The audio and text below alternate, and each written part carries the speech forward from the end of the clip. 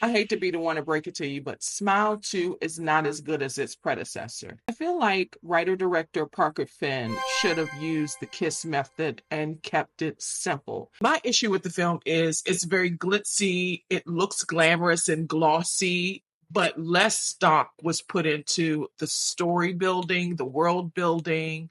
It shifts seismically from what worked in the original film, those jump scares that caught you off guard. Here is just trying to impress you with how beautiful the film looks than it is with story, because it gets lost fast. And I'll tell you shortly what I preferred. But let me just say that I was very impressed with Naomi Scott's performance. She gives a career defining performance, and she is so much better than the film and the story. She elevates it in a way that could really be a sizzle reel for her to get more work and better work. She starred in Aladdin, which grossed $1 billion worldwide. So her career trajectory hasn't taken off in a way that it should have with her being in that film. I hope this does a whole lot better for her because she is fantastic in a film that isn't good.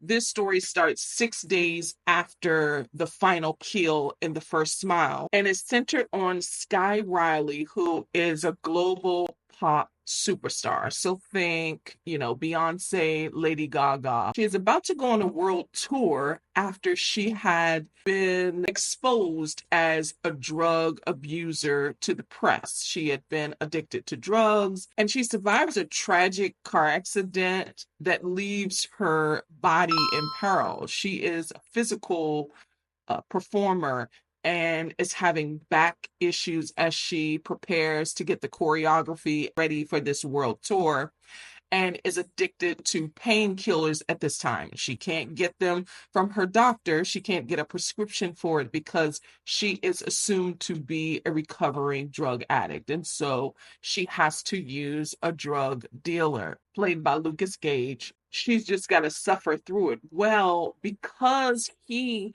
had been affected by the demon, she watches him kill himself in front of her. And so she has now been possessed with the demon and has to shake it. Listen, this movie is over 2 hours long.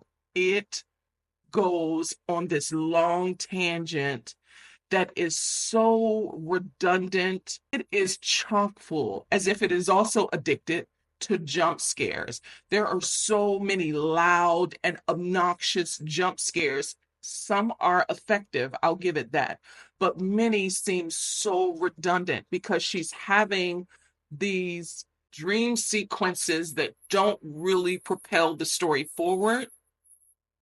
But you're invested, I believe, because Naomi Scott is so effective in delivering them, but is so overused.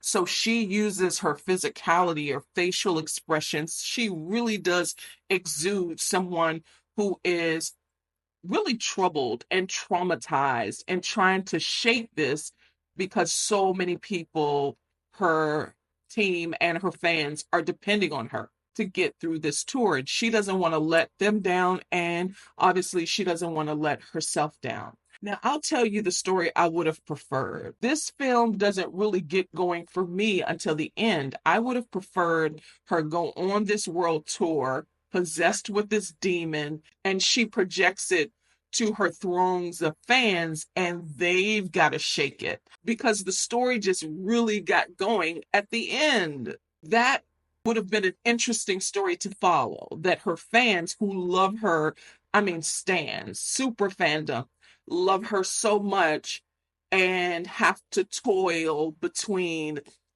giving her back this demon or giving it to each other or giving it to other people.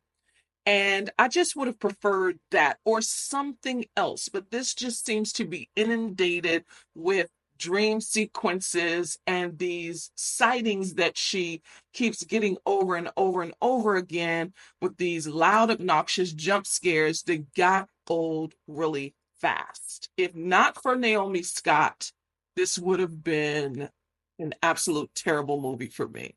But because she just gives such a good performance, I stayed along for the journey, but I was drifting. I got to thinking, how long is this movie? How much more do I have to go? Because it just seemed to go on and on and on. If they would have cut out 30 minutes of this film and concentrated more on the fans and the superstar, that would have worked. But we take so long for her to get there that it just got just not boring, but I just started to lose interest fast.